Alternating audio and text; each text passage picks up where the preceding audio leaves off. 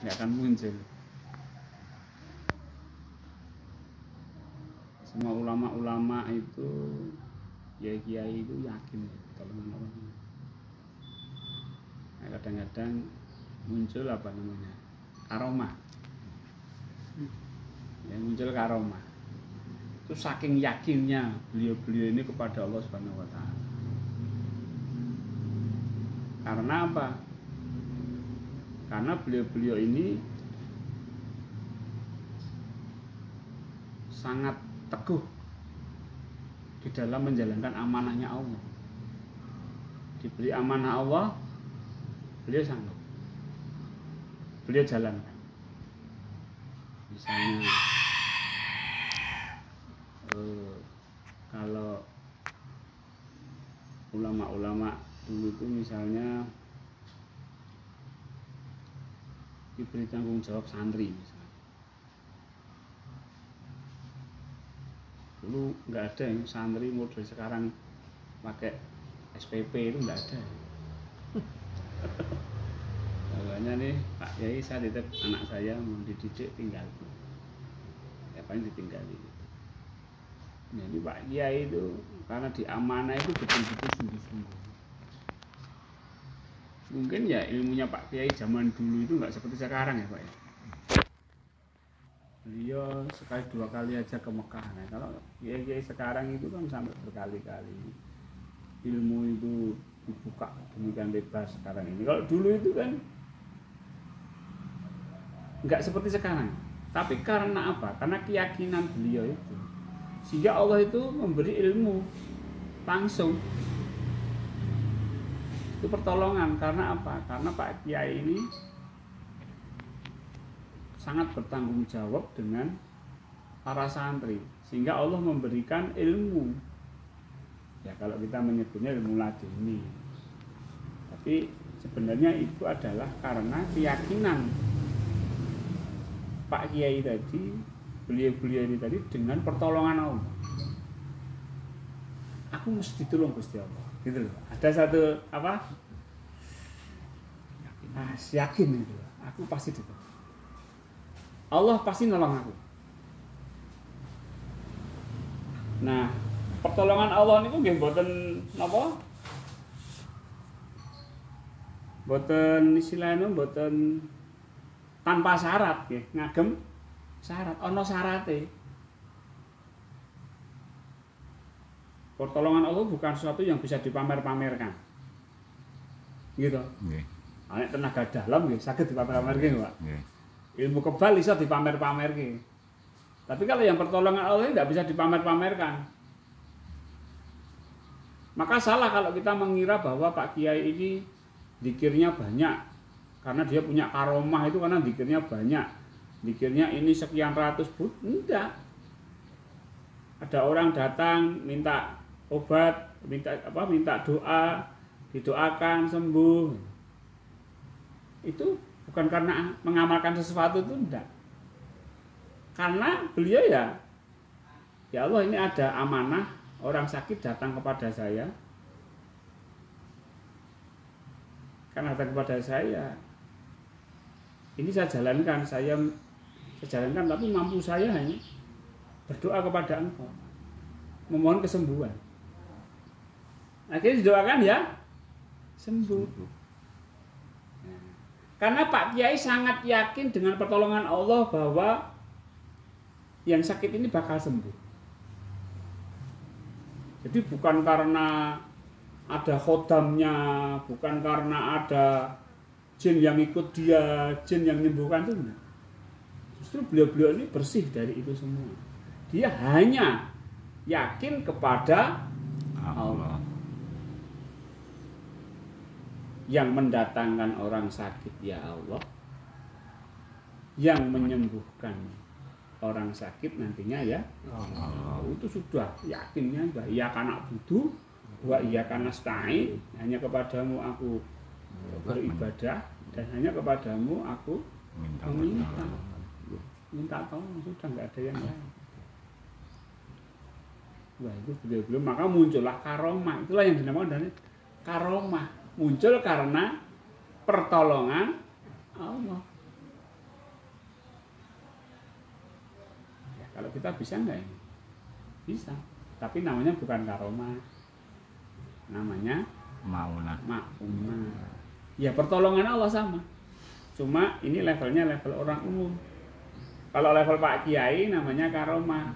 Wali-wali namanya karomah. Kalau kelas Nabi, Rasul namanya mukjizat. Kita bisa Bapak Ibu. Namanya kita itu ditolong Allah. Itu ya bisa. Gaib namanya. Jadi orang beriman itu diberi fasilitas oleh Allah. Saya kasih kamu nanti pertolongan. Biasanya pertolongan itu akan mewujudkan satu bentuk keberuntungan. Wah, untung itu kan sesuatu hal yang tidak terduga. Wah, untung. Nah, untung itu sesuatu hal yang tidak terduga. Nah, itu Bapak Ibu. Bagaimana kita bisa ditolong sama Allah Subhanahu wa taala? Ya, selain kita amanah. Misalnya Bapak Ibu punya putra. Putranya 6. Nah,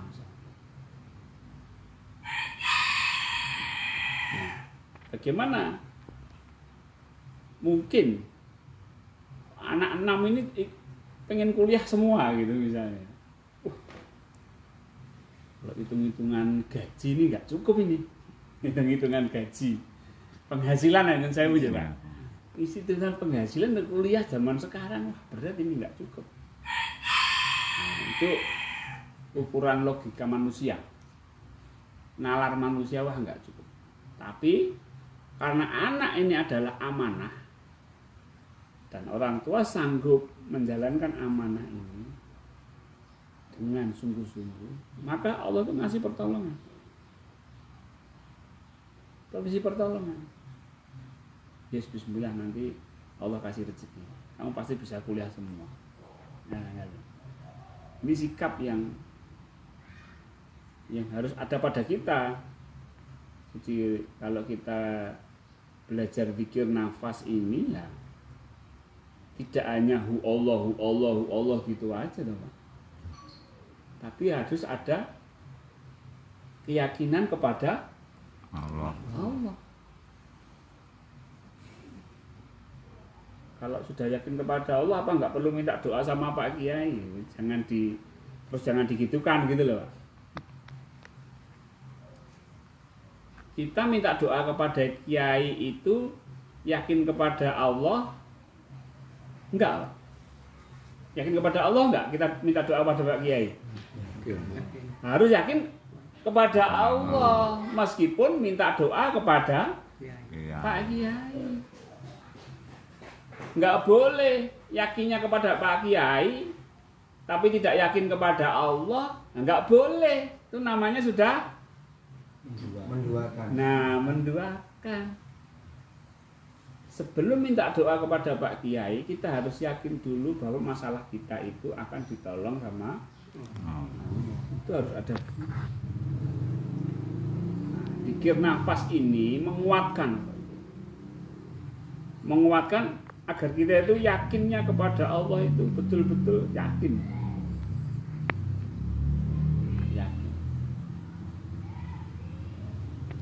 Nah, kalau dicirikan orang yang saking yakinnya kepada Allah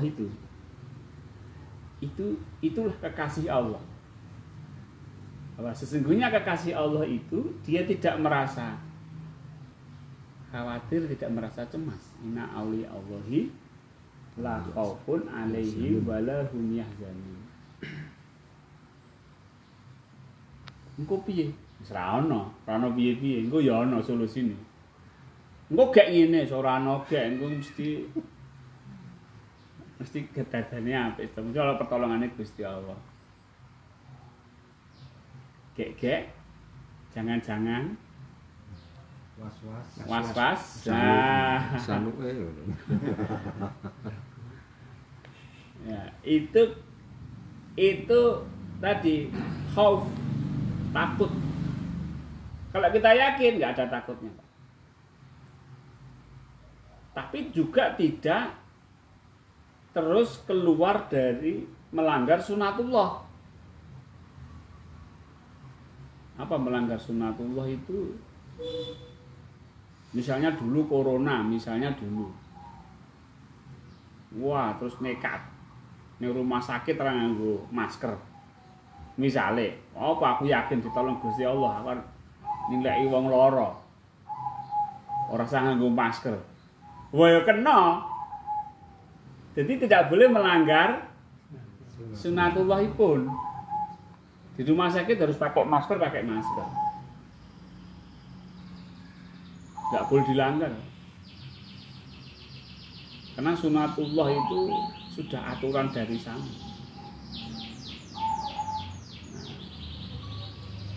Tapi kita juga tidak boleh mentang-mentang sudah pakai masker terus melupakan Allah. Itu juga nggak boleh. Ini